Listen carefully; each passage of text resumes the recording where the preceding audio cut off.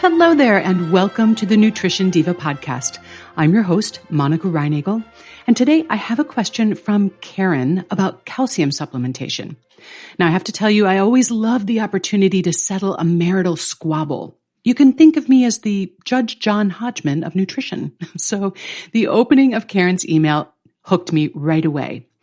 My husband, she wrote, is always hounding me to take my calcium supplement with a food source of vitamin C. This is not always possible, especially since I follow my doctor's recommendation to take calcium and magnesium supplements separately. My calcium supplement already contains vitamin C, so is taking it with additional C really necessary? Before I render my ruling in this case, let's take a quick sidebar to address a couple of issues that Karen's question introduces. To tell you the truth, I was a little confused by the doctor's recommendation to take magnesium and calcium separately. Calcium and magnesium are both important for bone health, and foods that are high in one are often high in the other as well. This does not appear to be a problem in terms of absorption or metabolism. In fact, consuming them together may actually provide some benefit. These two minerals are often combined into a single product, affectionately referred to as a CalMag supplement. But of course, nutritional supplements often provide nutrients in amounts far, far beyond what you'd get from foods. And high doses of a single nutrient can create imbalances or other issues such as inhibited absorption that would be very unlikely to occur if you were getting your nutrients from food sources.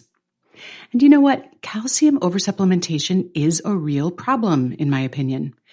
Middle-aged women have been terrorized by the calcium industrial complex into taking huge doses of supplemental calcium with or without magnesium in an effort to fend off osteoporosis.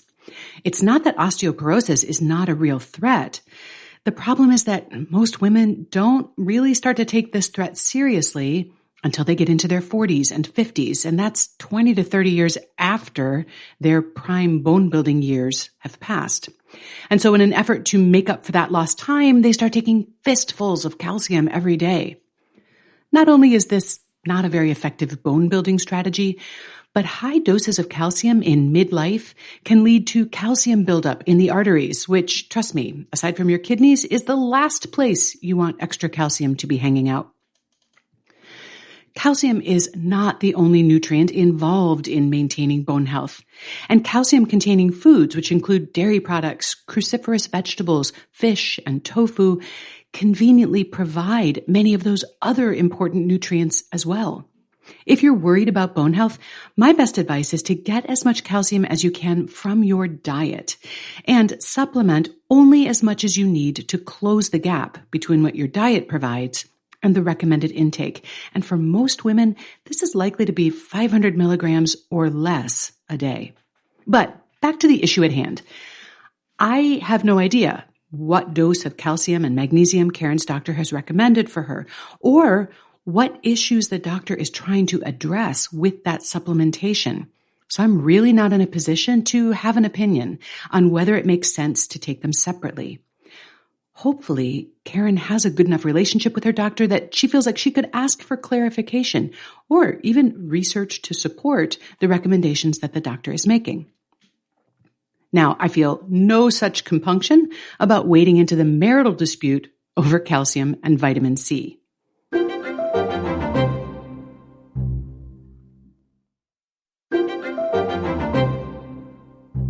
What exactly is the advantage of taking calcium with vitamin C? And the truth is, I'm not at all sure. I poked around a little to see if there was good research on vitamin C enhancing calcium absorption that maybe I missed.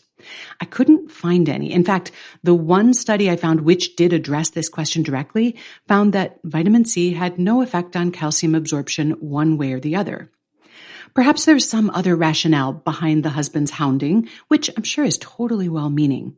For example, I noticed that he seems unsatisfied by the fact that Karen's calcium supplement already contains vitamin C, and he specifically wants her to be taking her calcium pill with a food source of vitamin C.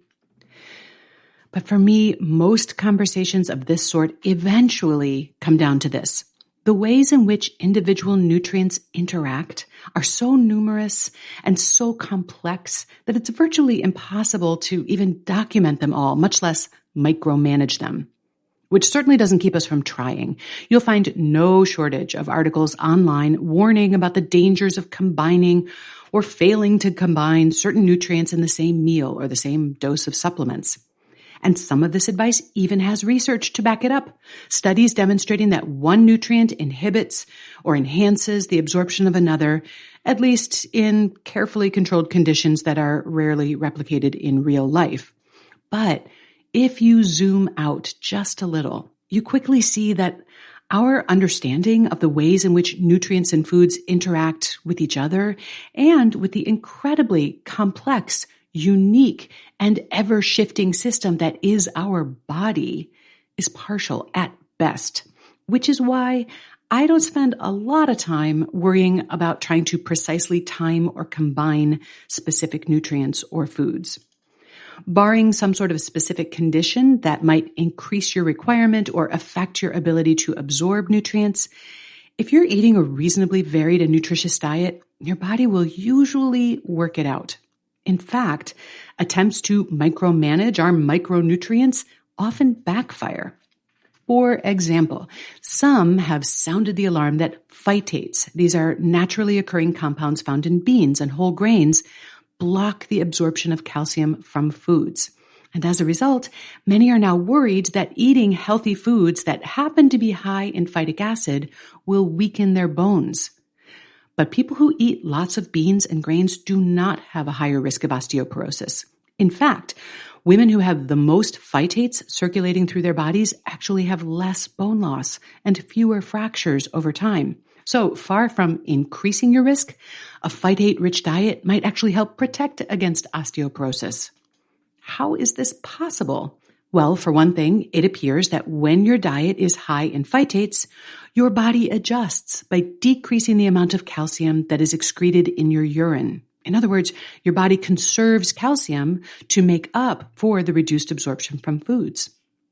Listen, a healthy diet, one that contains a variety of nutritious whole foods, is going to be chock full of nutritional factors that compete with, enhance, and inhibit one another. Trying to control for all of this would be a full-time job, and a largely futile one at that. Fortunately, your body has ways of working these things out on its own. Oh, but I almost forgot to issue my ruling on the matter at hand. Does Karen really need to consume her calcium supplement with additional vitamin C containing foods? I'm sorry, Hubs, but I'm siding with Karen on this one, mostly on the grounds that grown adults with access to advice from actual medical professionals, not to mention access to the Judge John Hodgman of nutrition, should get to decide what they eat and when without heckling even of the well-intentioned variety from the other adults that they live with.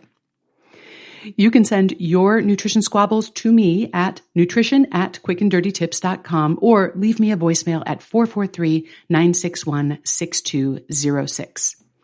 I'd also like to invite you to check out my other podcast. It's called The Change Academy, where Brock Armstrong and I squabble about the art and science of behavior change. You can find it on all the major podcast platforms. So whatever app you're using right now to listen to me, just head to the search bar and type in Change Academy. Nutrition Diva is a Quick and Dirty Tips podcast. It's audio engineered by Nathan Sems with script editing by Adam Cecil. Our podcast and advertising operations specialist is Morgan Christensen. Our digital operations specialist is Holly Hutchings. Our marketing and publicity assistant is Davina Tomlin, and our intern is Brendan Pika. Thanks so much for listening. I'll see you next week.